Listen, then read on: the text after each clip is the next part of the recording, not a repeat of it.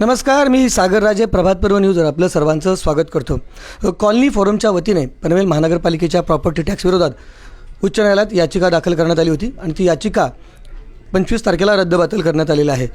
ही याचिका रद्दबातल केल्यानंतर सत्ताधारी पक्षाकडनं, विशेषतः भाजपाकडनं लीना गरड मॅडम किंवा त्यांच्या कॉलनी फोरमवर विरोधात या ठिकाणी जोरदार आरोप केले जात आहेत. खरं तर ही जी मूव्हमेंट चालू होती प्रॉपर्टी टॅक्स विरोधात, ती काय एकट्या लीना गरड मॅडम यांनी सुरू केली होती अशातला भाग नाही. विविध सामाजिक संघटना असतील किंवा विरोधी पक्षातील नगरसेवक असतील, अशा अनेक लोकांनी ही मोहीम सुरू केली होती. आणि एक त्रयस्थ भावनेनं त्याच्याकडे जर पाहिलं तर लोकांना नक्कीच प्रॉपर्टी टॅक्स हा जाचक वाटत होता आणि म्हणूनच त्यांनी या सगळ्या लोकांना पाठिंबा दिला. मग त्याच्यामध्ये मग लीना गरड मॅडम असतील किंवा विरोधी पक्षातील नगरसेवक असतील, अन्य सामाजिक संस्था असतील, आणि म्हणूनच लोकांचा एक त्याला पाठिंबा राहिला. परंतु आता काय झालेलं आहे, आता ही याचिका रद्दबातल झाल्यानंतर मात्र लीना गरड मॅडम यांनी कुठेतरी जनतेची फसवणूक केली असा आरोप या ठिकाणी भारतीय जनता पार्टी किंवा त्यांच्या पदाधिकाऱ्यांकडून केला जात आहे. नक्की ही याचिका का होती आणि ती रद्दबातल का झाली याविषयी आपल्याला जाणून घ्यायचं आणि पुढे चर्चा करू नंतर आपण. मॅडम, स्वागत आहे आपलं प्रभात पर्व न्यूजमध्ये. खरं तर आपली याचिका रद्द झाल्यानंतर या ठिकाणी सत्ताधारी पक्षातले लोकांनी आपल्यावर टीका केलेली आहे की आपण लोकांना फसवलं, लोक भरायला टॅक्स तयार होती, परंतु आता त्यांना जी सूट मिळणार होती ती देखील मिळणार नाही आणि आपण त्याला जबाबदार आहात थेट, असा आरोप केलेला आहे. नक्की आपली याचिका काय होती आणि ती रद्दबातल का झाली याविषयी थोडक्यात अगोदर सांगा.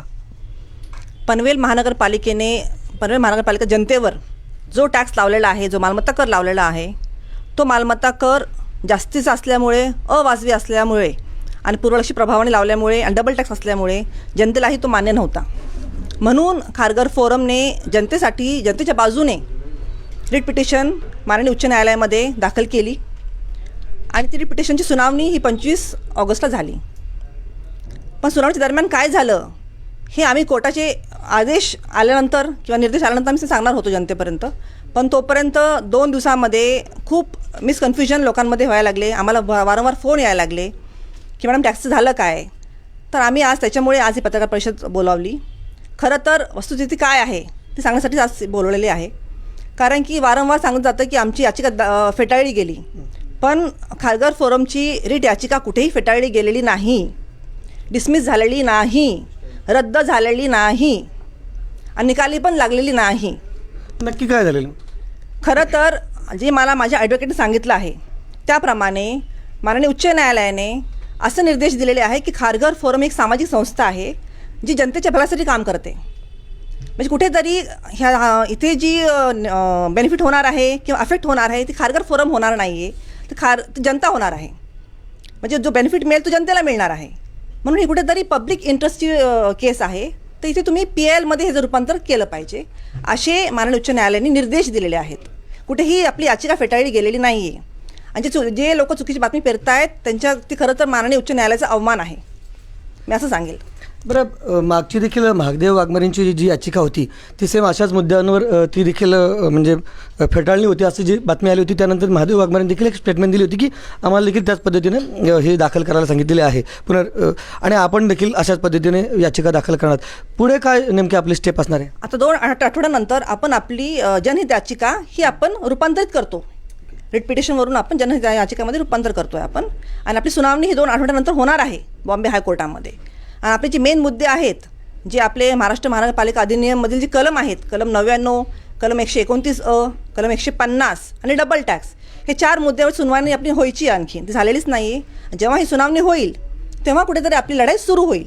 अजून लढाई सुरू व्हायची आहे आपली, फक्त टेक्निकल विषयावर आपलं हे अडकलेलं आहे. ह्याचा अर्थ असं नाही की आपली याचिका फेटाळली आहे, हे चुकीचंच आहे, संपूर्णपणे सपशेल खोटं आहे. आणि जनतेने आपल्याला विश्वास ठेवावा, घाबरून जाऊ नये, कुणाच्याही दबावाला बळी पडू नये. आपण ही लढाई निश्चित जिंकू. बरं, मला आठवतं की म्हणजे ज्यावेळी ही याचिका दाखल करण्यात आली नव्हती त्याच्यापूर्वी सुरुवातीला भारतीय जनता पार्टी ही सातत्याने प्रॉपर्टी टॅक्सच्या बाजूने थोडीफार या ठिकाणी दिसत होती, परंतु ज्याप्रमाणे जनता ह्या सातत्याने या सगळ्या प्रॉपर्टी टॅक्स विरोधी मोहिमेला पाठिंबा द्यावी लागली त्यावेळी त्यांनी देखील उघडपणे जास्त बोलण्याचं या ठिकाणी टाळलं होतं. म्हणजे थोडीफार त्यांनी नमती भूमिका घेतली होती, कारण त्यांना लक्षात आलं होतं की हा जनतेच्या अतिशय जिव्हाळ्याचा प्रश्न आहे आणि ते एक प्रकारे अवघड जागेचं दुखणं त्या ठिकाणी झालं होतं. असं तुम्हाला वाटतं का? म्हणजे आता ते परत एकदा तुमची याचिका फेटाळली म्हणून पुन्हा तुमच्यावर काउंटर अटॅक करायला लागले? प्रश्न येतच नाही अटॅक करण्याचा. ओके. तर आमचा प्रामाणिक लढा आहे. ओके. आम्ही जे वेगळं सांगतोय बाहेर वेगळं, जनतेला वेगळं आणि आतमध्ये वेगळं चाललं असं काही नाही आहे. जे काय आहे समोर आहे. आपले जे मुद्दे आहे, आता आमचा सरळ मुद्दा आहे की ग्रामीण भागामध्ये हे तुम्हाला बिल पाहता तुम्ही, हे ग्रामीण भागाचं बिल आहे. ग्रामीण भागाला 129 कलम हा लागू केलेला आहे. तर हाच कलम आम्हाला लागू करा, आमची एवढीच मागणी आहे. हे चुकीचं काय आहे? बरं, एक गोष्ट अशी लक्षात येते की म्हणजे तुम्ही आश्वासन ज्यावेळी दिले होते की या प्रॉपर्टी टॅक्सच्या विरोधात आपण जी याचिका दाखल केली त्याच्यामुळे आपल्याला दिलासा मिळणार आहे, परंतु तुम्ही देखील एक उमेदवार म्हणून होते आणि भविष्यात तुम्ही देखील या ठिकाणी उमेदवारी म्हणजे मला वाटतं महानगरपालिकेची पुन्हा एकदा लढणार आहात. म्हणजे मग तुम्हाला देखील त्यावेळी प्रॉपर्टी टॅक्स भरावाच लागेल. आता जर ही लढाई अशी जर उशिरा चालत राहिली मग तुम्ही भराल का नाही बरं?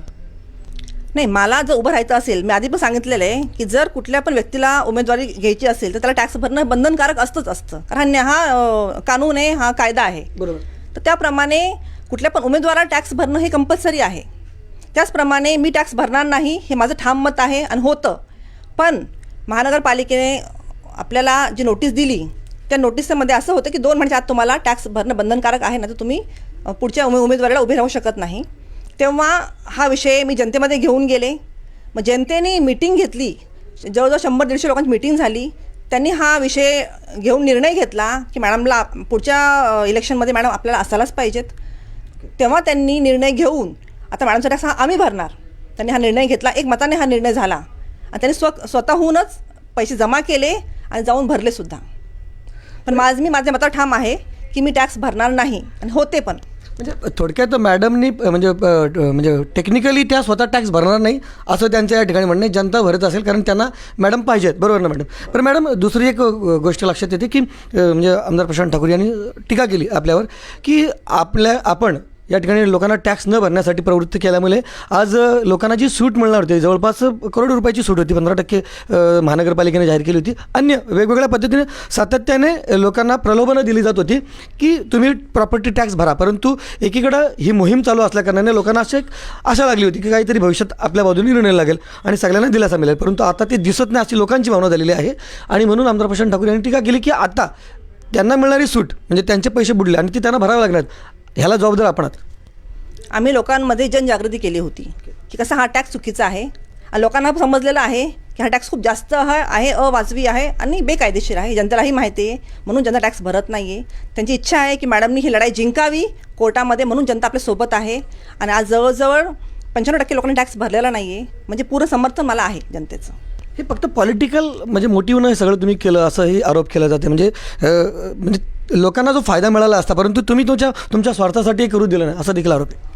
आम्हाला कुठंच राजकारण ह्याच्यात करायचं नाही आहे. आता सरळ माझं आजची जी पत्रकार परिषद होती की बाबा फॅक्ट काय आहे, माननीय उच्च न्यायालयाने काय निर्णय दिला आहे तो फक्त सांगण्यासाठी मी आज ही प्रेस कॉन्फरन्स घेतलेली आहे. इथे राज्याला राजकारण करायचं नाही, त्यांनी राजकारण करावं. आम्हाला कुठेही राजकारण करायचं नाही आहे. आमची जी लढाई आहे ती प्रामाणिक लढाई आहे, एवढंच मी सांगेल. एक महत्त्वाची गोष्ट म्हणजे प्रॉपर्टी टॅक्स लोकांना जाचक का वाटला होता की सरसकट 5 वर्षाचा प्रॉपर्टी टॅक्स लोकांना भरावा लागणार होता. म्हणजे जर कदाचित ते हप्त्यामध्ये जर एखादी गुंतवणूक करायची असली तर लोकांना सोपं जातं. तसंच म्हणजे जर पूर्वी जर महानगरपालिकेनं ती कदाचित म्हणजे वर्षाला किंवा दुसऱ्या वर्षाला अशी जर डिवाईड केली असती तर ती सामान्य जनतेला परवडली असती. परंतु ती चूक आहे असं वाटतं. तुम्हाला काय वाटतं सगळ्या बाबतीत? टॅक्स चुकीचा आहे हे आपण बोलतोय वारंवार. नाही म्हणजे जर कदाचित ती म्हणजे 5 वर्षाची एकदम नसती, मग 1 वर्षाची, दुसऱ्या वर्षाची, तिसऱ्या वर्षाची असं असतं तर टॅक्स कायद्याप्रमाणे घ्यावा. आमच्यात काही आमचं दुमत नाही आहे. तुम्ही कायदा पाळा आणि टॅक्स घ्या. पण इथे कायद्याचं पालन झालेलंच नाही आहे आणि आपली लढाई कायद्याची लढाई आहे. बरं, अन्य सहकारी देखील आहेत, त्यांचे मंगेशजी स्वागत आहे आपल्या प्रभात पेरू न्यूजमध्ये. ह्या सगळ्या मुद्द्याकडे पाहत असताना आता जी आपली लढाई सुरू असणार आहे तुम्हाला खात्री आहे त्याच्यामध्ये आपला विजय होईल? 100% आपण जी मागणी करतोय ही महाराष्ट्र महापालिका अधिनियमच्या अनुसरून करतोय. म्हणजे महाराष्ट्र महापालिका अधिनियम मंगेश आढावसाठी वेगळं आणि इतरांसाठी वेगळं तर असं नाही आहे. त्यातल्या ज्या मागण्या होत्या 99 त्या कलमानुसार आम्ही मागणी केली आहे, 129 त्या कलमानुसार मागणी केली आहे. आणि जेव्हा एखादा विषय न्यायालयात जातो तेव्हा आमच्या वकिलांना आणि आम्ही जो अभ्यास केला आहे किंवा जे काही याचा अभ्यास केला त्यावरून आम्हाला 100% खात्री आहे की न्यायालयामध्ये आपली बाजू आपण चांगल्या पद्धतीने आपले वकील मांडू शकतील आणि पनवेल महानगरपालिका क्षेत्रातील नागरिकांना या चुकीच्या मालमत्ता कर प्रणालीतून मुक्तता मिळेल आणि कायद्याच्या चौकटीत फिट बसणारी कायद्याला अनुसरून असणारी मालमत्ता कर प्रणाली आपण नागरिकांना देऊ शकू, जी की वाजवी असेल. बरं, या ठिकाणी म्हणजे सत्ताधारी पक्षातील नगरसेवकांचं असं म्हणणं आहे की आम्ही देखील ही कर प्रणाली जी आहे ती सुरुवातीला जास्त होती आणि ती कमी करण्यासाठी आम्ही प्रयत्न केलेले आहे. आता ती योग्य होती त्यांचं असं म्हणणं आहे की मग नवी मुंबई महानगरपालिका असेल किंवा MMRD रिजनमधील जे अन्य विभाग असतील त्यापेक्षा हे जे पनवेल महानगरपालिकेचे जे कर आहे ते तुलनेने कमी आहे. हे तुम्हाला पटतं का? बघा, आम्ही अजून त्या रेटवर गेलेलोच नाही आहे. ओके. कर कमी का जास्त हा दुसरा सेकंडरी पार्ट आहे. आपण काय म्हणतो की एखादी कर प्रणाली लावायची म्हणजे सोसायटीला जर मेंटेनन्स लावायचा असेल तर तो काय करतो, कॉपरेटिव्ह बायलॉजनुसार लावतो. बरोबर. त्यानुसार महानगरपालिकेला जर कर प्रणाली लावायची असेल तर महाराष्ट्र महापालिका अधिनियममध्ये काही तरतुदी दिलेल्या आहेत की 99 नुसार बाबा 20 फेब्रुवारीच्या आधी तुम्हाला मालमत्ता कराचे दर निश्चित करणं आवश्यक आहे, किंवा 150 मध्ये काही तरतुदी दिल्या आहेत. 129 अ मध्ये सांगितलं की ग्रामीण भागात महानगरपालिका उदयास येत असेल तर कर प्रणाली ही टप्प्याटप्प्याने लावली पाहिजे. याचं अंमलबजावणी आपल्या इथं झाली आहे का, याचं उत्तर त्यांनी द्यावं.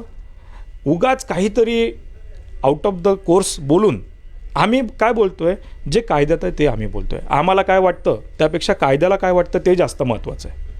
त्यामुळं आमची जी मागणी आहे ही तज्ज्ञ वकिलांनाही लोक विचारू शकतात. आज आपल्या क्षेत्रात राहणारे अनेक लोक हे वकील आहेत पेशाने, त्यांनाही आहे. जर आम्ही खोटं बोलत असू तर त्यांनी आम्हाला सांगावं. आज बहुतांश वकील लोकांचा आम्हाला पाठिंबा आहे की कॉलनी फोरमने हे जे मुद्दे काढलेत हे प्रोसिजरल आहे.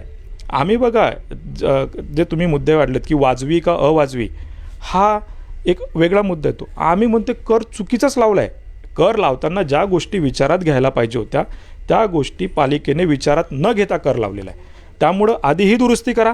ही दुरुस्ती झाली की कर ऑटोमॅटिक कमी होणार आहे.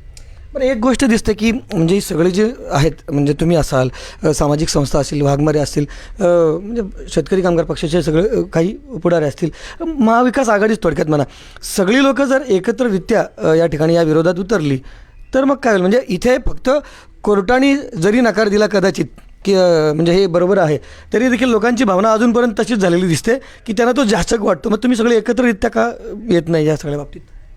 सगळे मिळून भेटून करूया आपण कमी. सर्वांची इच्छा असेल तर सर्व मिळून करू शकतो आपण. तुम्ही ओपन आहात या सगळ्या बाबतीत? ओपन आहोत आपण, करूया सर्व मिळून. कमी करायला हरकत नाही. नाही, मला काय विचारायचं म्हणजे तुम्ही या सगळ्यांसोबत जायला तयार आहात का? या सगळ्यांसोबत इतर जी मंडळी आहे म्हणजे सगळी एकाच मुद्द्यासाठी तुम्ही म्हणता की एकतर कोणाला ते जाचक वाटते, कोणाला तरी जास्त वाटेल, कोणाला डबल टॅक्स असं वाटते. म्हणजे जरी मुद्दे जरी असते तो प्रॉपर्टी टॅक्स म्हणतो तो म्हणजे लोकांना आवडत नाही असाच एक प्रकारे, किंवा तो योग्य नाही हाच त्याचा बेस आहे. मग तुम्ही सगळ्यांनी एकत्र का येत नाही? मग तुम्ही म्हणजे प्रत्येक पॉलिटिकली ॲडव्हान्टेज घेण्यासाठी तुम्ही वेगळे आहात असं त्याचा एक अर्थ होतो थोडक्यात. ते कुठेही पॉलिटिक्स नाही आहे. सरळ सरळ कर जास्त आहे आणि आम्ही न्यायालयात गेलेलो आहोत का हा कर चुकीचा आहे. आम्हाला कायदेशीर तुम्ही कर लावा, आम्ही कर भरायला तयार आहे. म्हणजे एक गोष्ट या ठिकाणी लक्षात येईल की म्हणजे उदाहरणार्थ काल जरी कोर्टाने निर्णय दिला असता की नाही बाबा ही याचिका कंप्लीट रद्द झाली, तर लोकांची मात्र भावना या ठिकाणी अशी दिसते की त्यांना तो जड झालेला आहे प्रॉपर्टी टॅक्स. हे त्रयस्थ म्हणून कोणी या ठिकाणी सांगू शकेल, परंतु ते कशामुळे झालेलं म्हणजे ते पटलं नाही म्हणून की चुकीची माहिती दिली म्हणून, तो एक परत वादाचा प्रश्न आहे. परंतु लोकांना आता कुठेतरी आशा लागली होती की प्रॉपर्टी टॅक्स कुठेतरी कमी होऊ शकेल, परंतु कालच्या कोर्टाच्या निर्णयामुळे त्यांना परत एकदा धास्ती लागली असेल.